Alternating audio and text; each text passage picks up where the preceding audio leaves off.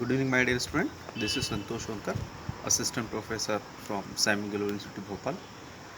Student, आज हमें चर्चा करनी है इलेक्ट्रोमैग्नेटिक इंडक्शन इफेक्ट. स्टूडेंट, जैसा कि हम सभी जानते हैं, it is very very important topic for basic electrical engineering students. Student, transformer, generator, motor, telephones and other devices, they all devices perform their function on the basis of electromagnetic induction effect.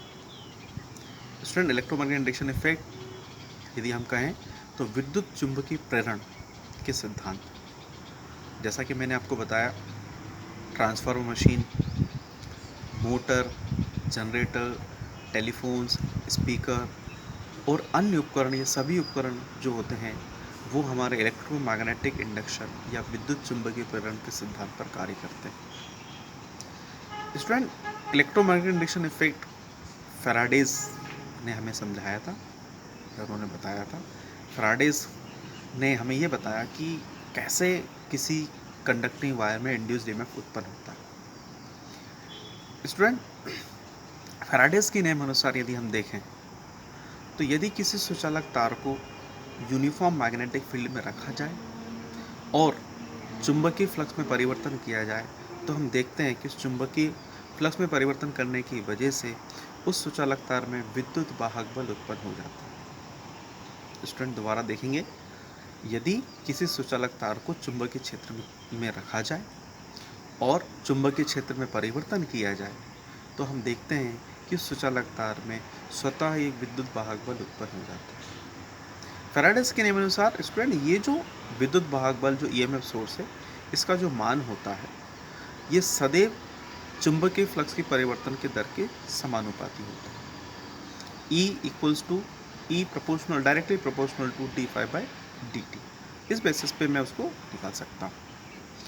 Student, यदि मुझे coil में number of turns मालूम हो या हमें flux of density, यदि हमें rate of change of magnetic flux में निकाल पाता हूँ तो मैं बता सकता हूँ कि उस कंडक्टिंग वायर में कितना इंड्यूस्ड ईएमएफ उत्पन्न होता है. स्टूडेंट, जितने भी जनरेटर्स होते हैं उन सभी जनरेटर्स में यही इंड्यूस्ड ईएमएफ को हम निकाल पाते हैं या देख पाते हैं. ठीक इसी प्रकार मोटर में जब हम कोई कंडक्टिंग वायर किसी चुंबकीय क्षेत्र में रोटेट करता है तो मोटर में भी इंड्यूस्ड ईएमएफ उत्पन्न होता है, जिसे हम बैक ईएमएफ कहते हैं. और जिसका बैक ईएमएफ की जो वैल्यू होती है, अगेन वो मशीन के कुछ पैरामीटर्स पर निर्भर करती है. मशीन के पैरामीटर्स हो सकते हैं कितने पोल की मशीन है, नंबर ऑफ कंडक्टर्स हमारे पास में कितने हैं, आर्मेचर वाइंडिंग किस प्रकार की है और नंबर ऑफ पैरेलल पाथ्स क्या है. यदि स्टूडेंट हमें ये सब मालूम है या स्पीड ऑफ रोटर हमें मालूम है तो हम आसानी से बता सकते हैं कि उस मोटर में कितना बैक ईएमएफ उत्पन्न होता है या उस जनरेटर से हमें कितना वोल्टेज मिलता है. स्टूडेंट, ट्रांसफार्मर भी इसी मशीन पर आधारित होता है, वहाँ भी हम बैक ईएमएफ इक्वेशंस को बता सकते हैं.